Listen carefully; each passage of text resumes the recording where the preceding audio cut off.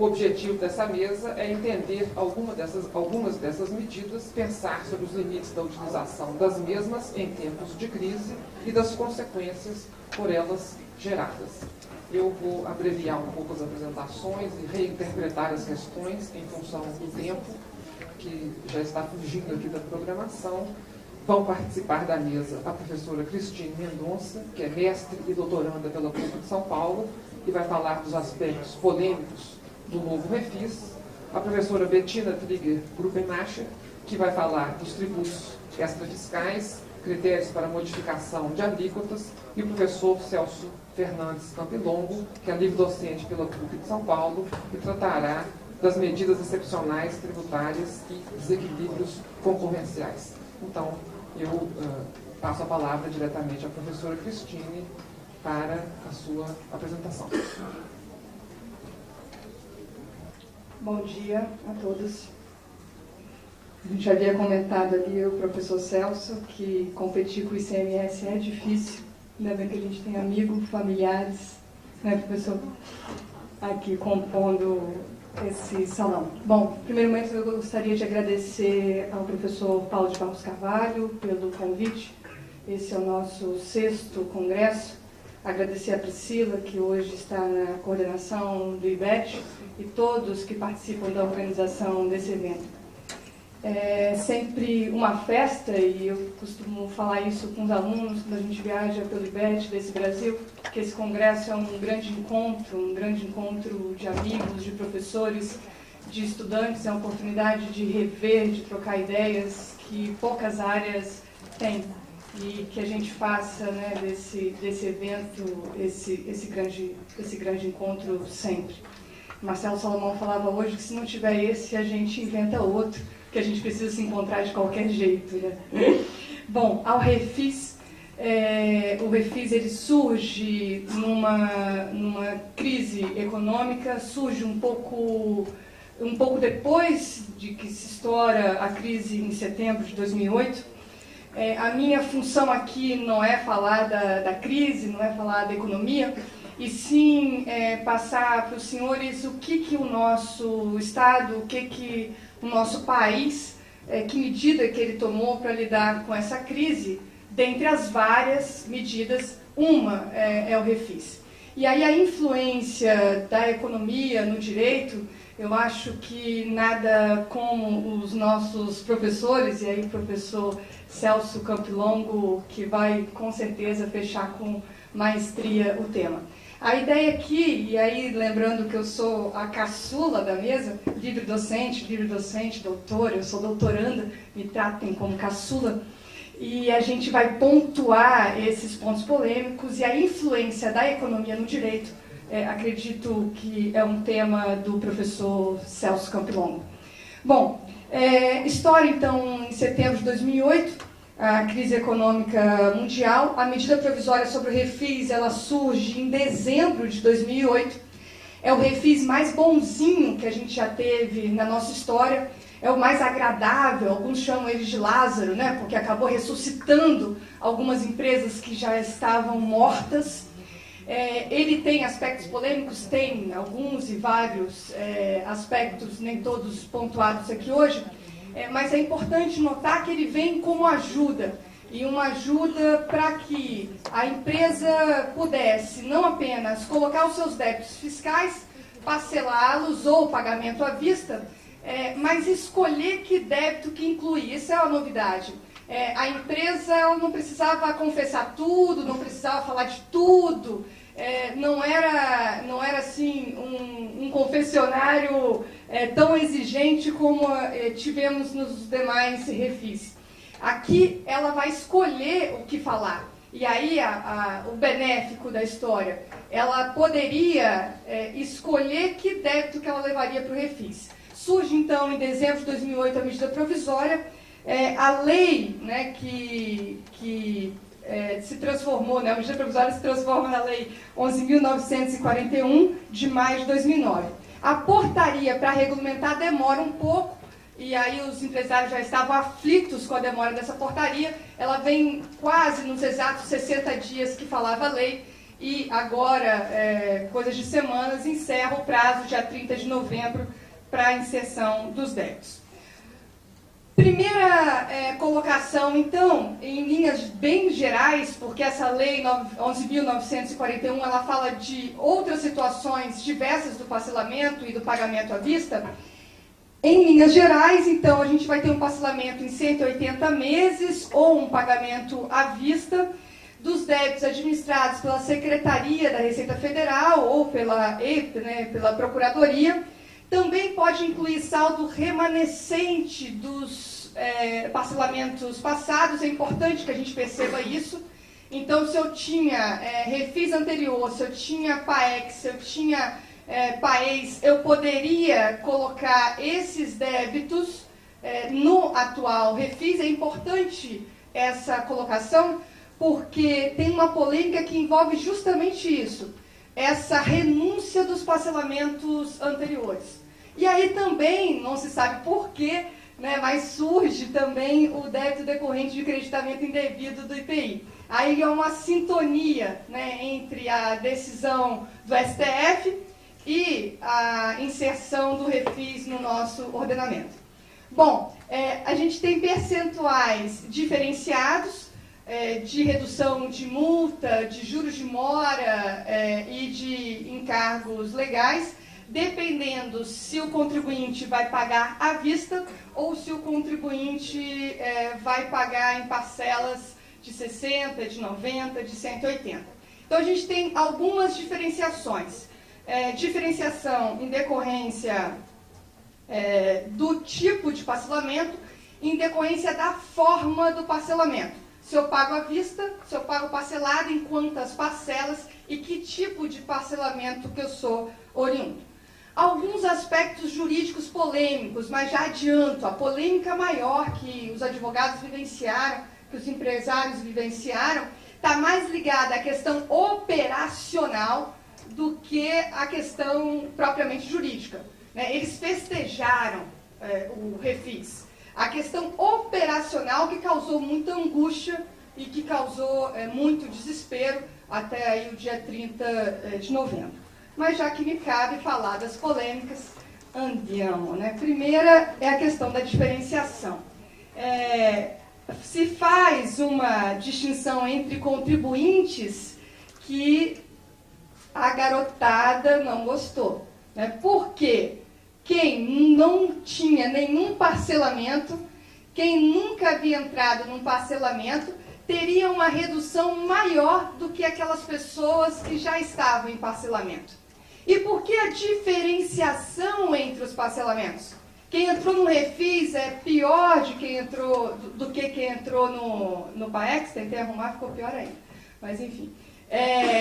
A gente vai ter aí uma proteção de quem não estava em parcelamento maior do que quem estava. Então, primeira discussão, primeiro ponto polêmico, é bom aqui que eu só vou levantar, não vou fechar os pontos, que são só 20 minutos, mas a primeira discussão é a respeito da isonomia, essa diferenciação dada pela Lei 9.441. Segunda discussão, e é uma discussão já antiga, é a respeito da confissão. Vai falar o artigo 5º da lei, que a confissão é irrevogável e irretratável. Bom, essa discussão já é antiga no STJ, porque o contribuinte, depois que confessa, não quer que seja tão irretratável assim, nem tão irrevogável assim. Será que eu posso discutir esse débito novamente? Será que eu renunciei à ação? Eu estou na aplicação do artigo 269, inciso 5 do Código de Processo Civil, ou não? Então, tem uma questão aí a respeito da confissão. Essa questão já é antiga dos demais parcelamentos, inclusive do parcelamento ordinário. Depois que o contribuinte confessa, ele pode discutir ou não o débito confessado. No nosso entendimento é que sim, ele poderia discutir, se ele confessa um débito com decadência, ele confessa um débito que ocorria extinção, que ocorreu extinção do pagamento, e aí prescrição, idem, enfim, a gente tem discussões nesse sentido no STJ, e posicionamento que protege o contribuinte e outros nem tanto. Mas a gente tem decisões da STJ protegendo o contribuinte a respeito da confissão. Terceiro ponto que seria bom destacar e observar é a respeito da garantia no refis. Com ou sem garantia? E aí, de novo, uma proteção para quem nunca esteve no parcelamento. Se eu nunca fiz um parcelamento, eu entrava no refis, o refis da crise, sem ter que dar nenhum bem em garantia. Se eu já estava em execução fiscal, mantida, segundo o artigo 11 da Lei Ordinária Federal, mantida a garantia que eu tinha na execução fiscal. E surge a portaria com uma novidade que a Lei Ordinária Federal não colocou, surge com uma novidade que aqueles bens que eu coloquei em garantia nos parcelamentos anteriores, eles seriam mantidos no parcelamento atual. Não sei se me fiz clara. Vou repetir. A gente tinha uma situação do cara que nunca entrou no parcelamento. A empresa nunca esteve no parcelamento e agora vai entrar no refis da crise. Entrou no refis da crise, ele não precisa dar bem em garantia. Beleza, entrou no parcelamento, vai ter suspensão da exigibilidade do crédito, vai afastar temporariamente a punição, a penalidade no âmbito penal, a punibilidade, e aí eu tenho uma tranquilidade se eu nunca estive no parcelamento. Segundo caso é o cara que tinha execução fiscal.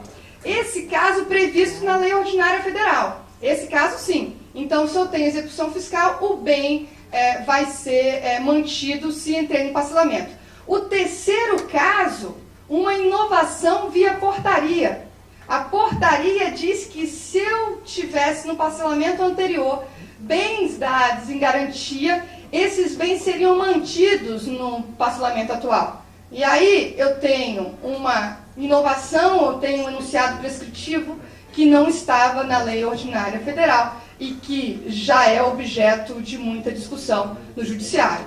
Eu tenho que liberar os bens dessa pessoa, tenho que tratá-la de forma isonômica e mais ainda, né? Aí o princípio da legalidade, a gente nem está falando da estrita legalidade, da legalidade, porque é uma portaria e aí proveniente da Secretaria, né, com a Procuradoria. Um outro ponto polêmico é a respeito do domicílio. Esse é curioso, né? Esse é bem interessante da gente refletir. Tinha o contribuinte que colocar o endereço eletrônico. E aí, o colega falava ontem, o Guilherme, se a gente não colocasse, a tela não ia para frente, tinha a opção do sim ou não. Se você colocasse não vou informar, travava o sistema. Então, assim, não era opção, era obrigatório a indicação, do endereço eletrônico. E a lei vai colocar, né, a portaria, desculpe, que se considera domicílio o endereço eletrônico a ele atribuído. Carambolas! Muda tudo, né? Então, onde você mora, né? Aonde você vai morar, né? Enfim, nada disso importa. Agora temos um domicílio virtual. A gente está na rede.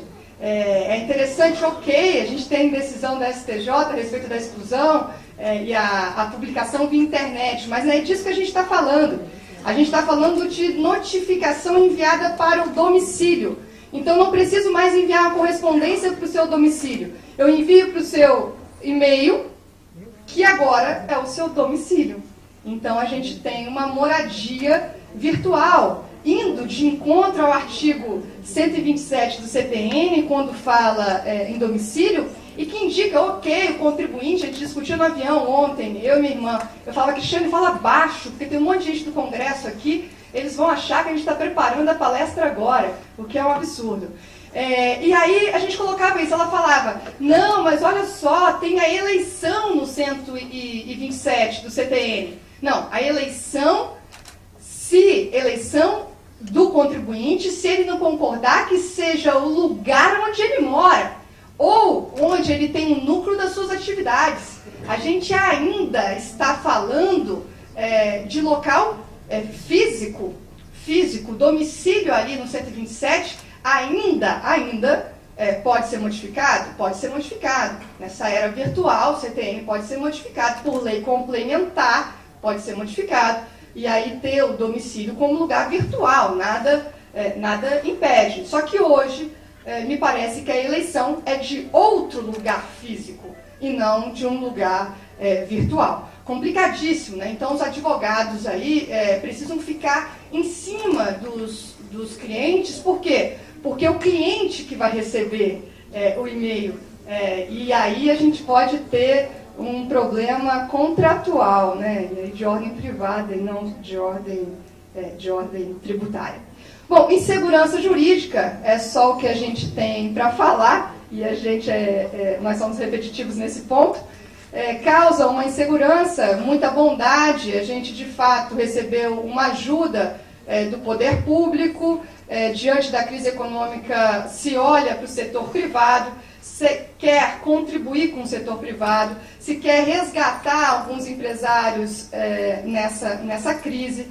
De fato, o Refis vem com essa intenção, mas olhando de forma operacional o Refis, a gente tem um clima de insegurança hoje muito grande, e explico por quê. O que aconteceu? Há uma renúncia e ela é expressa, compulsória, definitiva e revogável. Eles utilizam todas essas palavras com muita ênfase, de algo que eu não sei o que é.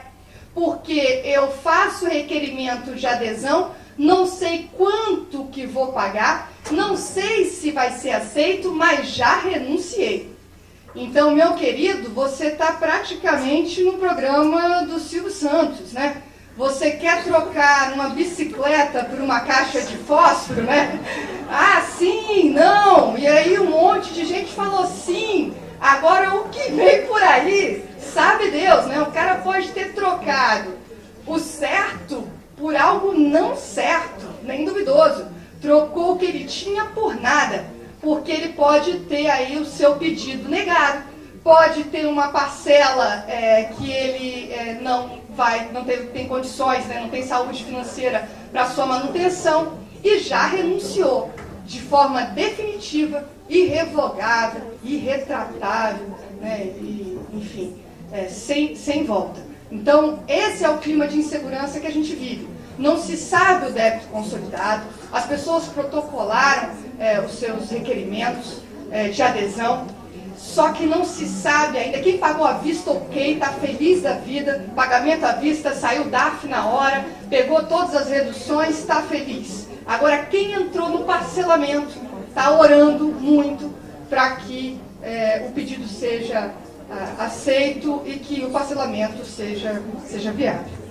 Bom, não poderia deixar de falar, e aí já finalizando, os slides estão à disposição do IBET, a lei que coloca, que implementa, né, melhor, que prescreve o refis da crise, ela tem uma inspiração de Chico Buarque.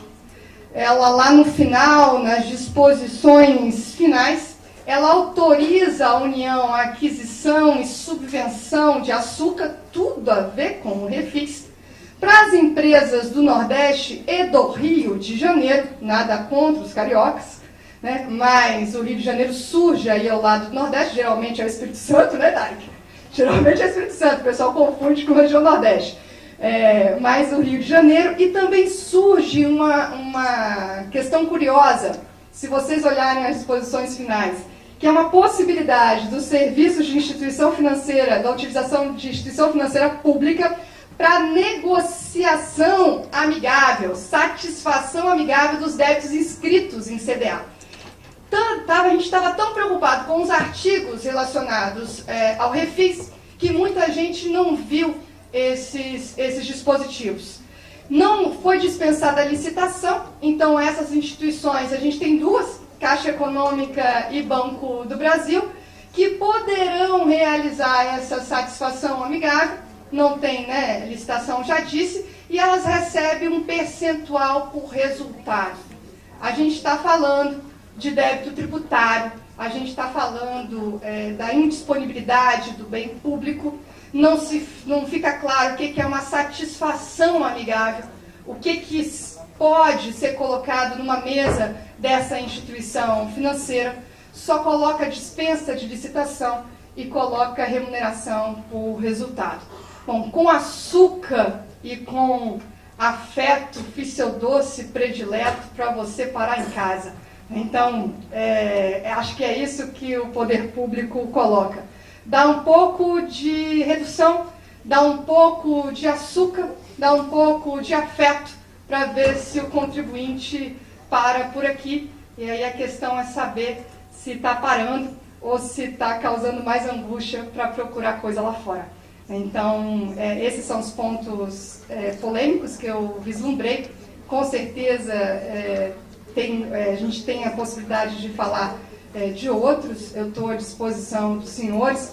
Mais uma vez, agradeço ao IBET e agradeço a honra de compor uma mesa dessa altura, com essa titulação. Muito obrigada a todos. Boa tarde.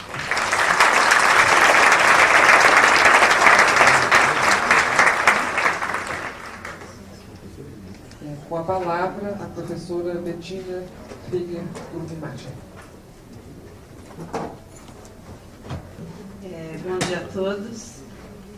De início, eu gostaria de agradecer mais uma vez a organização do IBET pelo convite, pela oportunidade de estar aqui presente, podendo contribuir de alguma forma para um evento que é notoriamente de alto nível científico, como é o do IBET. Gostaria também de registrar a satisfação de compor a mesa ao lado de tão ilustres juristas, animadíssimos, pelo jeito, tão informais quanto eu. Já gostei, já de cara, eu já gostei, porque eu sempre achei que eu estava na profissão errada. Vossa Excelência, essas coisas, bem complicado, né? Mas enfim, a gente vai aprendendo. Eu fui incumbida de lhes falar sobre a questão da extrafiscalidade e da alteração de alíquotas. E eu, na verdade, iniciaria fazendo uma reflexão a propósito da finalidade da tributação, não só no Brasil, mas de uma maneira geral no mundo inteiro. Por que existem os sistemas tributários? Por que as pessoas são tributadas? E por que é necessário cobrar tributos? No primeiro momento, a necessidade da arrecadação tributária ela existe para fazer manutenção dos cofres públicos, para que o poder público disponha de recursos para fazer frente às suas funções constitucionais. Mas, subjacente a isso, vamos assim dizer, existe o papel da tributação, que é, na minha opinião, o mais importante, que é ser um poderoso instrumento de redistribuição de riquezas. Isso está já atestado no mundo inteiro, que nenhum mecanismo de que se lance mão é mais eficiente no papel de diminuição de diferenças sociais e de redistribuição de riqueza que o sistema tributário justo, bem aplicado. Então, na verdade, nós temos como primordial ou principal na tributação o abastecimento dos cofres públicos. Mas temos, de extrema relevância também, o propósito de realizar a redistribuição de riquezas.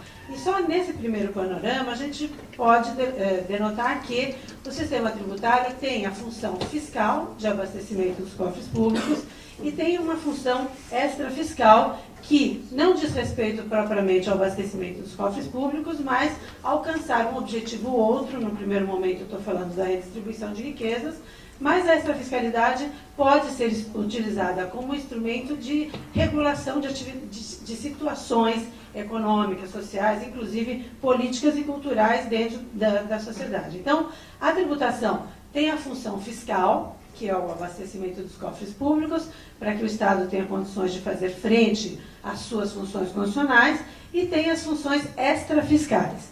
Há tributos em qualquer sistema tributário, não só no Brasil, que são mais vocacionados à fiscalidade.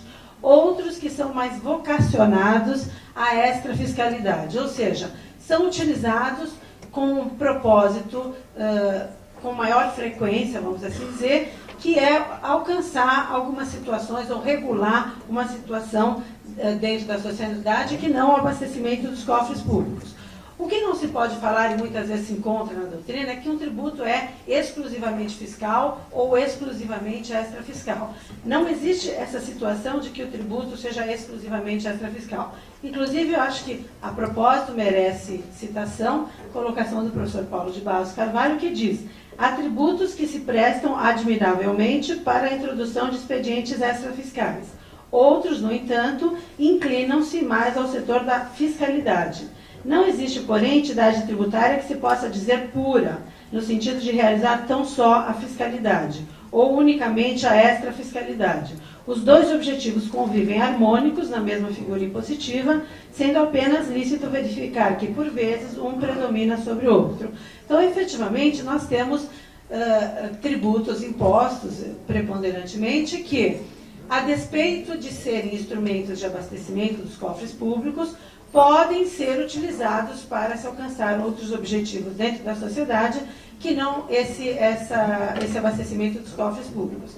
Que situações que nós poderíamos arrolar nesse momento? As crises que são objeto desse painel. Crises internas, crises internacionais. Qualquer crise que atinja o território nacional, o governo, a sociedade brasileira, pode ter como uma das soluções viáveis a utilização da tributação com fins extrafiscais. Ou seja, estamos em crise, há um desabastecimento na sociedade, há uma crise internacional, crise econômica internacional. O que o Brasil pode fazer a propósito disso? Lógico que a primeira ideia vai no sistema tributário. Vamos incrementar a tributação, vamos reduzir a tributação de um determinado setor, de determinadas pessoas, enfim. Realmente, a utilização da tributação com fins extrafiscais é um poderoso instrumento de regulação de uma crise econômica ou de outra natureza. O artigo 153 da Constituição Federal arrola os impostos que estão na competência impositiva dos Estados e, no parágrafo 1º, atribui ao Poder Executivo a faculdade de, nos limites da lei, alterar as alíquotas.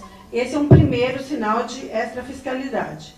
Em relação ao IPI, prevê que é um imposto que deve ser seletivo em função da essencialidade dos produtos. Em relação ao ITR, no artigo 153, nós encontramos um outro dispositivo que aponta para a extrafiscalidade do tributo, que é a possibilidade de se fixar alíquotas de acordo com a improdutividade de uma determinada propriedade, ou seja, em razão da função social da propriedade está sendo observada ou não. No artigo 150, nós vamos encontrar os princípios constitucionais tributários, dentre eles o da anterioridade e o da anterioridade nonagesimal, que devem ser observados na instituição de todos os tributos, exceto naqueles já excepcionados, já apontados no próprio artigo, que são, de maneira geral, o imposto de importação, o imposto de exportação, o IPI e o IOF. Interpretados sistematicamente esses dispositivos, nós podemos, numa primeira conclusão, apontar de que o Constituinte entendeu pelo caráter predominantemente extrafiscal dos impostos aduaneiros, assim entendidos impostos de importação e exportação, do IPI e do IOF, além do ITR e também, um pouquinho à frente, do IPTU, porque o IPTU hoje pode ser progressivo em função da não observação da função social da propriedade urbana. Então, nós temos no texto constitucional alguns tributos que são vocacionados para essa fiscalidade. São eles, como referi, o imposto de importação, o de exportação, o IPI, o IOF, o ITR e o IPTU. Todos esses, já no texto constitucional, têm uma conotação para determinadas circunstâncias extrafiscais. O problema é o seguinte: a Constituição autoriza que, diante de uma necessidade de alteração do tributo, de elevação da carga tributária, ou de redução da carga tributária, motivada por exemplo, uma crise econômica, o Poder Executivo tem a faculdade de alterar as alíquotas, ou seja, para atender a essa situação de extrafiscalidade. No entanto, essa faculdade do Poder Executivo não é absolutamente discricionária, ou seja, o Poder Executivo vai fazê-lo alterar as alíquotas, porque o tributo é extrafiscal, sem observar a anterioridade nonagesimal, diante de uma situação emergencial, desde que motive o ato e aponte a situação que gerou aquela atividade, sob pena de inconstitucionalidade. Por que é necessário que se aponte não só o motivo, mas que esse motivo conste na motivação, que é a formalização do motivo.